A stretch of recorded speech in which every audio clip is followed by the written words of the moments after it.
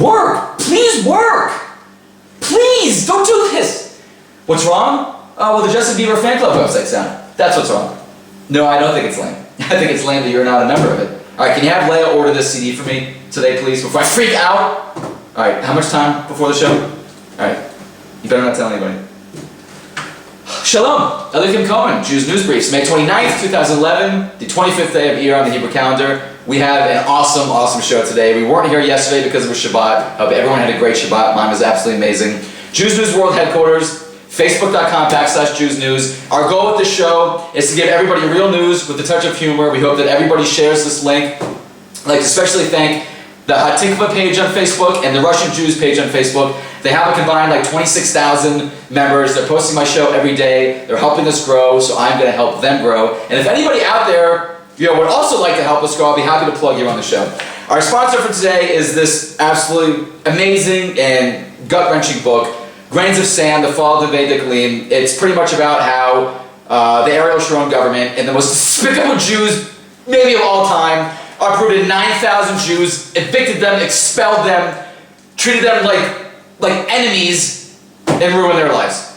And Shifra asked me if I wanted to do a book review. I didn't have the heart to tell her that I refuse to do anything with Gush Katif. It breaks my heart. I can't even look at the topic, read anything about it, hear anything about it, but I was so flattered that she asked me, so I'm going to do this book review. So on upcoming shows, we're going to be reviewing Grains of Sand by Shifra Sherman.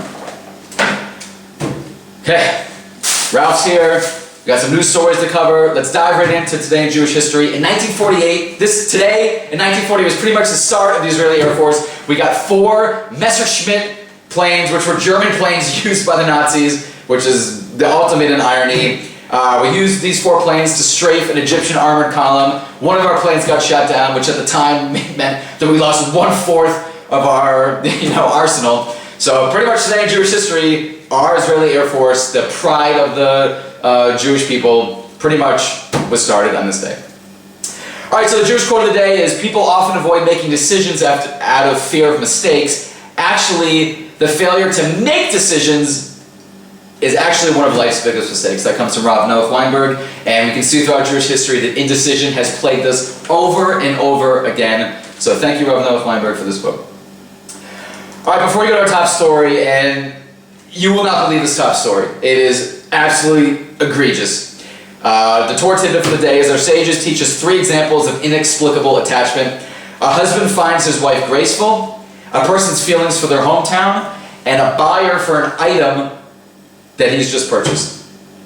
I can vouch for this one 100% because when I was growing up in Framingham, Massachusetts, I hated the place. I thought it was like the lamest hometown. I always wish I lived in like the town next over. But the second I left to go to college, I had this longing for my hometown, and I still have all this nostalgia for it today. So thank you again, sages, for always being dead on with your Judaism. Today's top story, I hope everyone at home gets out their puke bags because you will not believe this. We're being spied on by America in our own country. I will elaborate on this, but sort of digest what I just said. America is spying on the Jewish people in our own country. Mind you, Jonathan Pollard is still rotting in an American jail for like the friendliest case of spying of all time. Pretty much saved the entire free world, the information that he gave us. So U.S. Embassy personnel drove to Ma'ala Adumim, which is a quote-unquote settlement in the eastern part of Yerushalayim. They lied to the activists that were there, erecting tents, trying to set up facts on the ground. They told them that they were actually police. They came in with big, Cadillac Escalades, black tinted windows. They were taking photographs. They were snooping around. Then they left. Then the real police came and, confiscated the tents. But then the people realized, wait a minute, who were the people that were there beforehand? Then the American embassy confirmed that their pieces of garbage were there snooping around as American diplomatic personnel. I hope everyone realizes what I just said. We have American embassy personnel who have diplomatic immunity snooping around in Israel. They were doing this in Samaria. They just did this a few weeks ago. They're coming, they're taking pictures, they're interviewing people, they're snooping around. They're also sending all these left-wing organizations to do their work for them. Meaning, American government officials officials are aligning with the Israeli left, trying to undermine everything that this country stands for. This is an absolutely, well, let me read you what it is. Michael Ben-Ari from Echud Leumi, the only party in this country worth voting for, says this incident was espionage. This is also being called espionage by a few other people. This is, as usual, the Israeli government has done nothing. You're not hearing this at any other news, except for Jews news briefs, and the site that I obviously got this from. This is insane. I don't want to talk about this anymore. I want to hear what you have to say. If you're watching this on Facebook now, please click on the YouTube tab, and please comment. I want to read everybody's comments on the air. I want to know what you think about America spying on us in our own sovereign land. So let's read some of Friday's poll question, which was, what do you think of Israeli leftists? Everything always goes back to Israeli leftists. What do you think about... Oh, sorry. Shalom? Hi, Ima. Yeah, Shabbat was great. Why are you worried? Because I didn't respond to your email? When did you send it? 7 minutes ago? No, I'm not being sarcastic. I think it's amazing that my mom gives me 420 seconds to respond to email. Can I call you back? All right, thanks. Where was I? Oh, Friday's quote question was, leftists in Israel begging Europe to put pressure on us to establish a Palestinian state. So one of the quotes was, and this is the best quote, throw the left into Gaza and see how they like the Palestinians when and if they get back. They need to be stopped. Israel should not be giving in to anybody. Israel protects our people and is the only land that we should be in.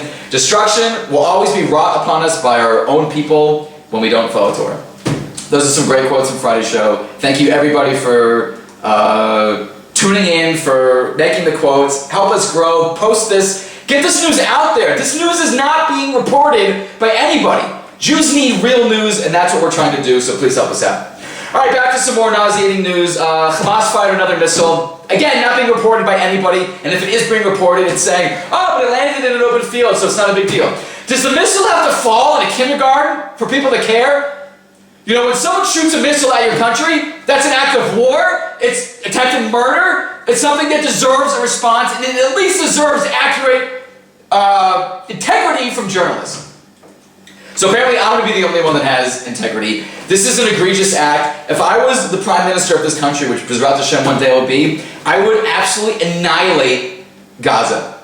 Every single square inch of it. When one rocket comes in, I would annihilate it, because that is an act of war from an enemy, I can't even say enemy nation, from an enemy group of losers that in their charter says, kill Jews everywhere you see them, not just Israelis. So for you blind fools out there that think that Hamas is a peace partner, realize that their charter says, kill Jews everywhere you see them.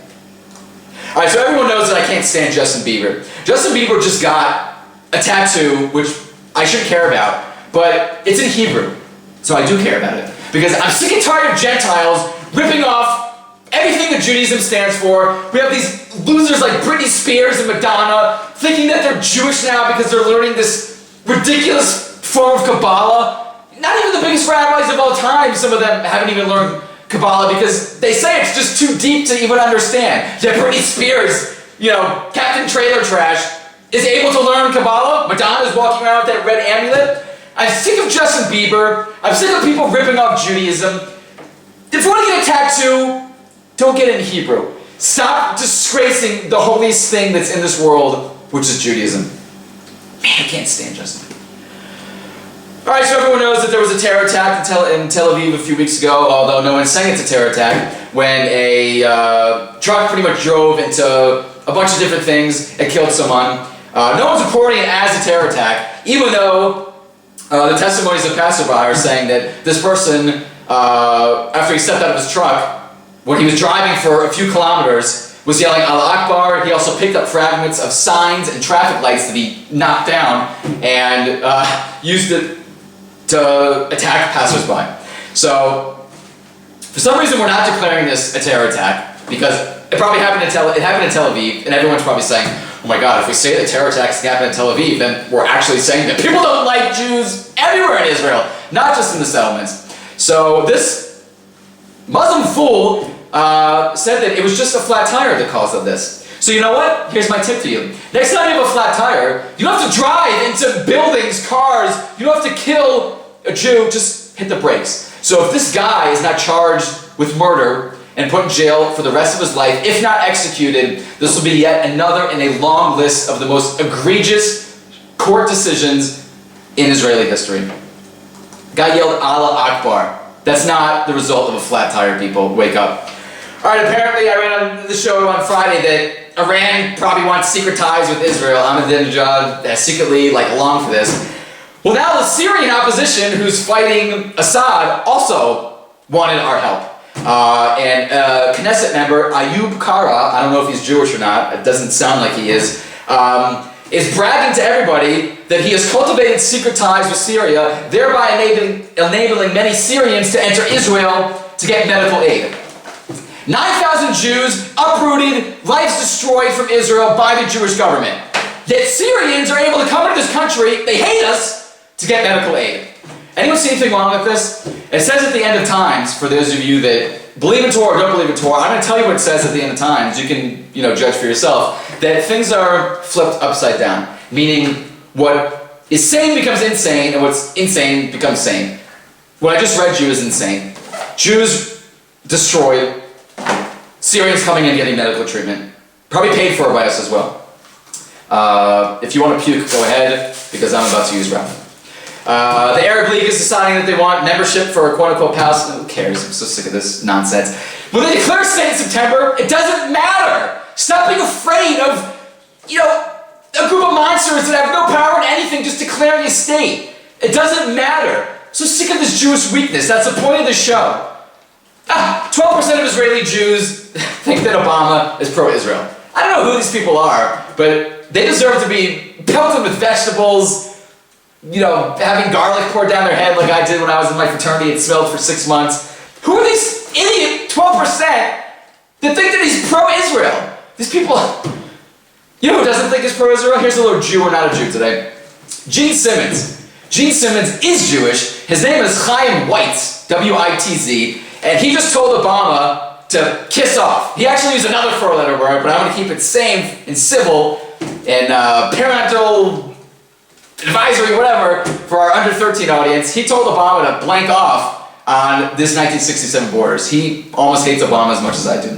And in our final story, a rabbi's home has been targeted for a series of anti-Semitic attacks in London, in England. Rocks have been thrown through his window, a brick was thrown through his car, yet the rabbi says he'll remain strong, and probably he's going to remain outside of Israel when this is his only homeland. Jews, you need to get here now. Things are not going well in the world for us. They're trying to ban Brit Milah. The world's trying to rip Israel away from us. Jews need to unite. We need to be strong, and we need to do it in Israel.